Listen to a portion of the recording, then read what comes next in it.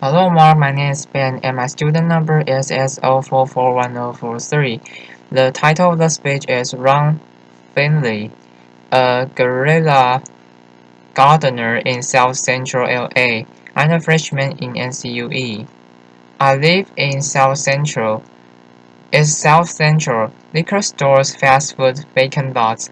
So the city planners, they get together and they figure they're going to change the name South Central to make it represent something else. So they change it to South Los Angeles. Like this is going to face what's really going wrong in the city. This is South Los Angeles. After liquor store, fast food, vacant lots. Just like 26.5 million other Americans, I live in a food desert. South Central Los Angeles, home of the drive-thru and the drive-by. Funny thing is, the drive-thrus are killing more people than the drive-bys. People are dying from curable diseases in South Central Los Angeles.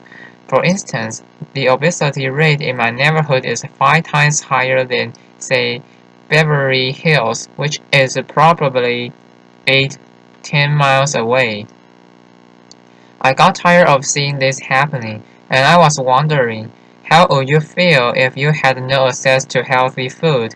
If every time you walk out your door and you see the ill effect that the present food system has on your neighborhood.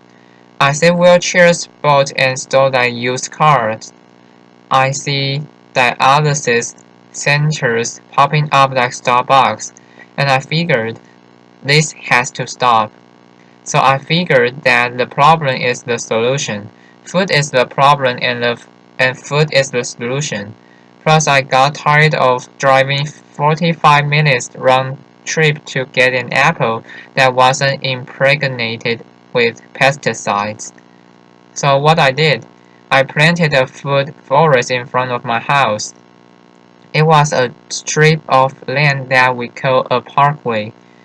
It's 150 feet by 10 feet. This thing is owned by the city, but you have to maintain it. So I'm like, cool, I can do whatever the hell I want, since it's my responsibility and gotta maintain it. And this is how I decided to maintain it. So me and my group, LA Green Grounds, we got together and we started planting my food forest, fruit trees, the whole nine vegetables. What we do, we're a pay-it-forward kind of group, where it's composed of gardeners from all walks of life, from all over the city, and it's completely volunteer. And everything we do is free. And the garden is beautiful. It was beautiful. And then somebody complained. The city came down on me and basically gave me a citation saying that I had to remove my garden, which this citation was turning into a warrant. And I'm like, come on, really? A warrant for planting food on a piece of land that you could care less about? After, and I was like, cool, bring it, because this time it wasn't coming up, so LA Times got a hold of it. Steve LaPoste did a story on it and talked to the councilman, and one of Green Grounds members. They put down a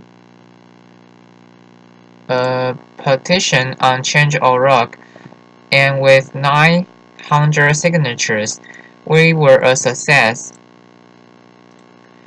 We had a victory on our hands. My councilman even called in and said how they endorse and love what we're doing. I mean, come on, why wouldn't they? LA leads the United States in vacant lots and that the city actually owns. They own 26 square miles of vacant lots. That's 20 Central Parks. That's enough space to plant 725 million tomato plants. Why in the hell would they not okay this? Growing one plant will give you 1,000, 10,000 seeds. when $1 worth of green beans will give you $75 worth of produce. It's my It's my gospel. When I'm telling people, grow your own food, growing your own food is like printing your own money. Applause. See, I have a legacy in South Central. I grew up there. I raised my sons there. And I refuse to be a part of this manufactured reality that was manufactured for me by some other people, and I'm manufacturing my own reality. See, I'm an artist. Gardening is my graffiti. I grow my art, just like a graffiti artist. Where they beautify walls, me, I beautify lawns, parkways. I use the garden, the soil, like it's a piece of cloth. And the plants and the trees, that's my embellishment for that cloth. You'd be surprised what the soil could do if you let it be your canvas. You just couldn't imagine how amazing a sunflower is and how it affects people. So what happened? I have witnessed my garden become a tool for the education, a tool for the transformation of my neighborhood. To change the community, you have to change the composition of the soil. We are the soil. You'd be surprised how kids are affected by this. Gardening is the most therapeutic and defiant act you can do, especially in the inner city. Plus, you get strawberries. After, I remember this time, there was this mother and a daughter came. It was like 10:30 at night, and they were in my yard, and I came out and they looked so ashamed. So I'm like, man, it made me feel bad that they were there, and I told them, you don't have to do this like this. This is on the street for a reason.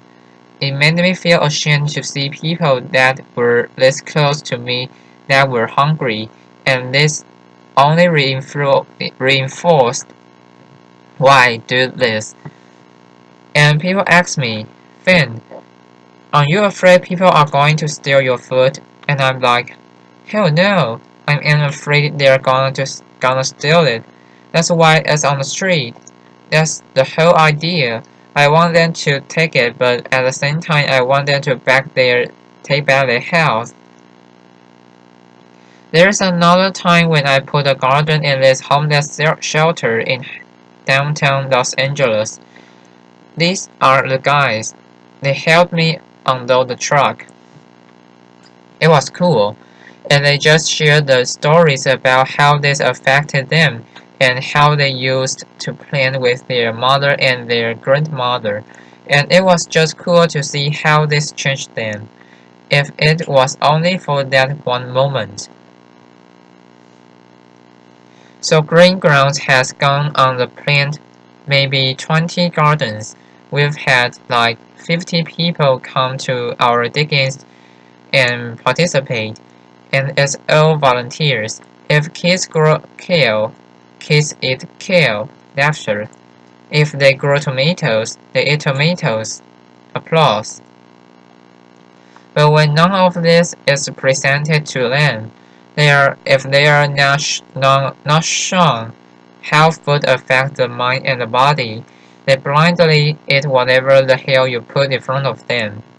I see young people and they want to work, but they are in this thing where they are caught up. I see kids of color and they are just on this track that's designed for them. That leads them to nowhere. So with gardening, I see an opportunity where we can train these kids to take over their communities, to have the sustainable life. And when we do this, who knows, we might produce the next George Washington Carver. But if we don't change the composition of the soil, we will never do this. Now this is one of my plans. This is what I want to do. I want to plant a whole block of gardens where people can share in the food in the same block. I want to take shipping containers and turn them into healthy caves. Now don't get me wrong, I'm not talking about no free shit, because free is not sustainable. The funny thing about sustainability, you had to sustain it. Laughter, applause. What I'm talking about is putting people to work and getting kids off the street and letting them know the joy, the pride, and the honor in growing your own food, opening farmers market. So what I want to do here, we gotta make this sexy. We want us all to become eco-luxury renegades, gangsters, gangsta gardeners. We gotta flip the script on what a gangster is.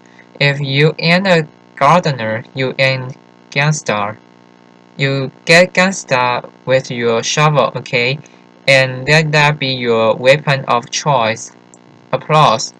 So basically, if you want to meet with me, if you want to meet, don't call me if you want to sit around in cushy chair and have meetings where you talk about doing some shit. If you want to meet with me, come to the garden with your shovel and so we can plan some shit. Peace. Thank you. Applause. Thank you. Applause.